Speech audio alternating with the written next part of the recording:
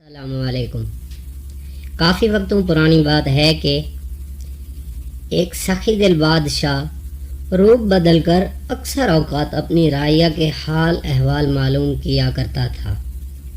ایک دن صبح سویرے بادشاہ بھیس بدل کے گاؤں میں چلا گیا۔ صبح کا وقت تھا تو بادشاہ کی نظر دور کھیت میں کام کرتے ایک کسان پر پڑی۔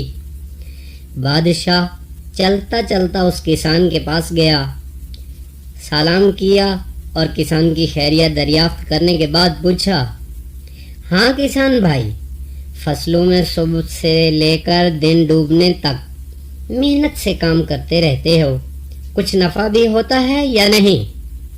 کسان بولا، ارے بھائی صاحب، کون سا نفع؟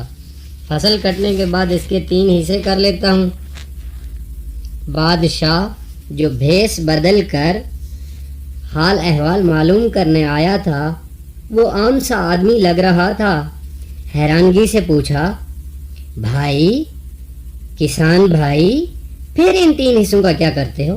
کسان نے جواب دیا، ارے بھائی صاحب، ایک حصہ قرض چکانے میں چلا جاتا ہے، دوسرا حصہ میں ادھار دے دیتا ہوں اور تیسرا حصہ فضول خرچ کر کے یوں ہی اڑا دیتا ہوں۔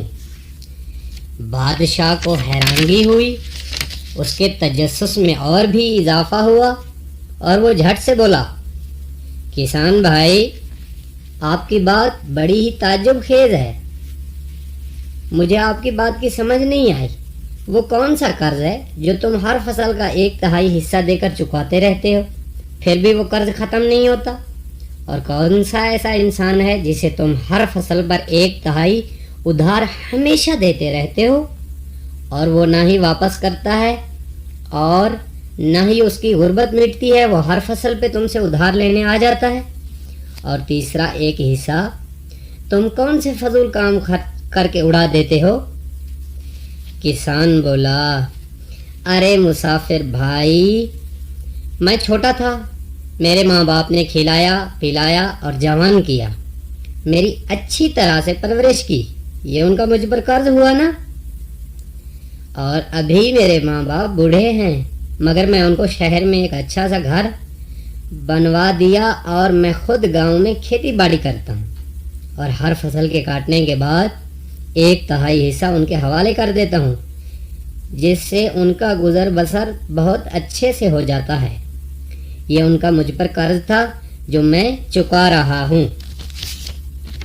بادشاہ نے پوچھا، تو ادھار کسے دیتے ہو؟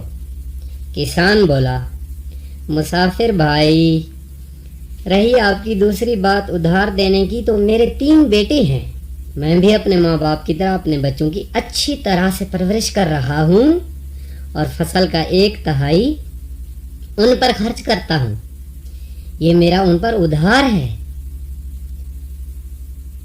تاکہ جس طرح میں اپنے ماں باپ کی بڑھاپے میں خدمت کر کے ان کا قرض چکا رہا ہوں، اسی طرح میرے لڑکے بھی میرے بوڑھا ہونے کے بعد میری بڑھاپے کی عمر میں میری خدمت کریں اور مجھے محتاجی کا سامنا نہ کرنا پڑے۔ بادشاہ جو ایک عام سے انسان کی شکل اختیار کیے ہوئے تھا بھیس بدل کے، اس نے پوچھا، تو پھر 1/3 حصہ تم کون سے فضول کام کر کے اڑا دیتے ہو؟